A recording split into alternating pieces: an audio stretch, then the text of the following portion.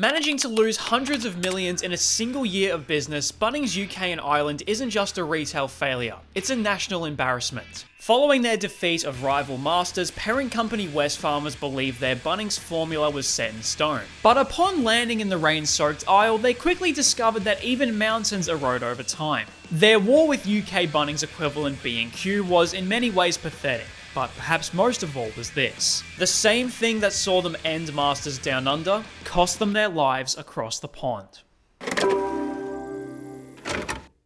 16-1-16. Masters Home Improvement is dead. A victory for Bunnings, though hardly a new one. With that, they set out for glory. Bunnings had taken over Australia. Now it would take over the world. After 99.3% of its shareholders voted in favour of the transaction, Wesfarmers purchased Homebase, the UK's second largest home improvement brand, for $700 million.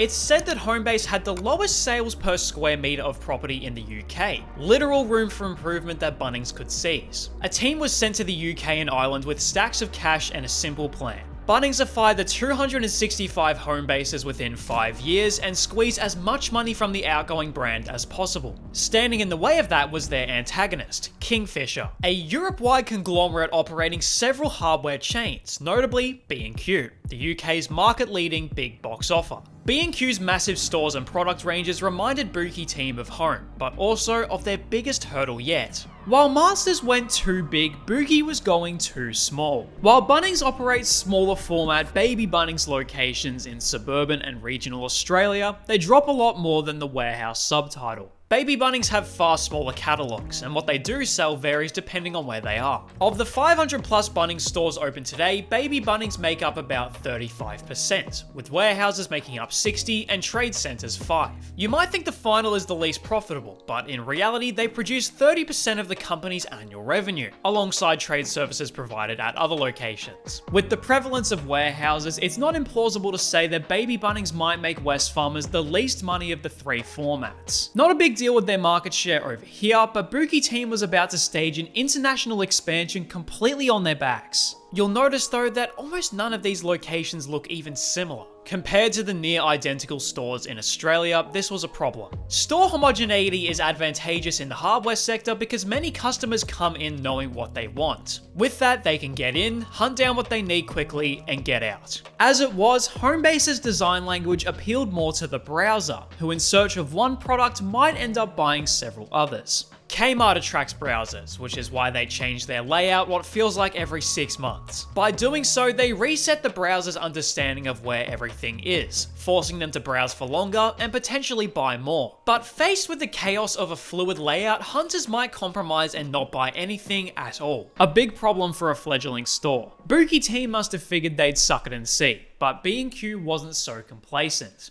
What B&Q was doing instead was merging its buying team with that of their French sisters at Castorama, a move Kingfisher promised would reduce prices. Announced a week and a half after the Homebase purchase, this might not have been directly in response, but the timing is compelling. Regardless, even with year-to-date sales increases of 14.7% across their empire, war was coming, and lowest prices were just the beginning. The first ever British Bunnings was stacked. Over 30,000 products, price beating, an in-store cafe and playground. Tradespeople fell for the tool range, and Homebase's lauded garden centre was made even better. And of course, a gazebo appeared out the front and the snags went on. This debut store was in St Albans, about 40 kilometres from central London. That sounds like a lot compared to the first Masters and its 11-kilometre distance from Melbourne, but the UK's population density makes all the difference. Less than 10,000 live in Braybrook even today, but nearly 40,000 call St Albans home, so people came in droves. One of them was Insight Retail MD Steve Collinge, who investigated BUKI's lowest prices guarantee. What he found was shocking. In a basket of 30 similar goods from competing hardware stores, Bunnings had 22 of the cheapest. The whole basket cost about 560 Australian dollars, $50 cheaper than B&Q's $610 collection. Clearly their buying team merger hadn't paid off. B&Q was hit on the customer service front too. Collins claims to have been approached 26 times during his Bunnings visit, and if his description of Homebase employees jumping behind pallets to avoid you is a pattern, Wesfarmers have clearly read the terrain. But perhaps they should have read a weather report, because outside by the grills, a downpour had arrived, and a downfall by its side. While things were going alright at the 4 Bunnings stores, the 261 Homebase's BUKI team were responsible for had seen better days. To simplify things operationally, BUKI team went about giving Homebase a Bunnings-style strategic refresh, starting with a 20% reduction in prices. This was meant to stimulate sales, but all it ended up doing was drastically devaluing the few sales Homebase was making. Demand increased, but now stock was moving so quickly and cheaply that it was nearly unprofitable. So of course, BUKI team began filling up stores with outrageously high stock volumes. Homebase came to resemble car boot sales, a disgrace compared to how they looked just a year earlier. Of the operation's $89 million in losses for the 2017 financial year, we can assume that a majority of that came from the mismanagement of Homebase. But it was questionable if the 4 Bunnings stores were even creating a profit. For an answer, we'll head back to Australia, where the lowest prices guarantee might be a guaranteed furphy. The famous 10% price beating policy comes with a caveat. Many products at Bunnings are private label or sold exclusively by the chain. Bunnings can then refuse to beat better deals, because differing brands make the goods technically unidentical. A version of this loophole was used in their battle with Masters, to deadly effect. I imagine this is what allows Bunnings to defend their spot on top, but back in Britain, they're second on the podium. B&Q is first, and what did we notice about their prices? They were higher. It's my view that BUKI might have been selling at whisker-thin margins of 1 to 3% just to attract loyal B&Q customers. It was great PR, if the term meant profitless returns, because the 2018 financial year started with an insane 13.8% reduction in sales at Homebase. Despite that, BUKI stuck it to Masters and managed to open 20 new stores over the year. But coming into British winter, Masters stuck it to BUKI when they repeated one of their most diabolical mistakes, and perhaps did it even worse. Ever since St. Albans, Bunnings stubbornly stocked barbecues and other outdoor gear in a country of tiny backyards and sparse outdoor cooking. The brief summers the Poms do enjoy made such goods needless, and so they began to clog up BUKI stores. Combined with the high product reserves that Bunnings shared with Homebase, the overstock problem went from bad to worse, but their competition wasn't much better off. Kingfisher had recently been busy implementing their one company policy, which would homogenize the product offer across their separately run brands. This was supposed to increase annual revenue by up to $1 billion, but of course, all it ended up doing was creating stock shortages in every single store. Over-encumbered as they were, BUKI should have been poised to exploit this, but yet again, ghosts of the past would haunt them. Not unlike Masters, Bunnings peddled foreign brands, and being unidentical to B&Q's, price beating became impossible. BUKI soon began cutting staff to save money. One of their best weapons against B&Q slowly disappeared, and with Wesfarmers' half-year report, any remaining hope for victory was quashed. Somehow, in 6 short months, the BUKI initiative had lost $165 million, a figure Masters took a year to only come close to. A few months later, Bunnings admitted that only half of their UK stores were turning a profit, and with Homebase dead and buried, it was Wesfarmers' turn to wave the white flag.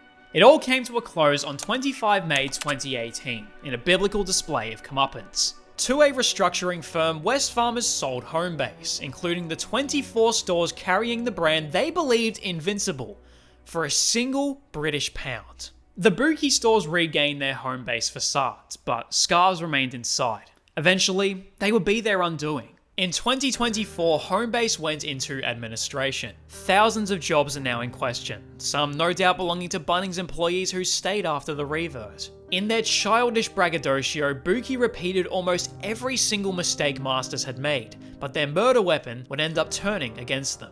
Wesfarmers made enough mistakes with BUKI to hurt themselves, but it was their gargantuan fumbling of Homebase that killed the whole initiative. Namely, it was their misunderstanding of what the brand's customers actually wanted. Before 2016, Homebase attracted the initiators of home improvement projects. And who are 80% of these people?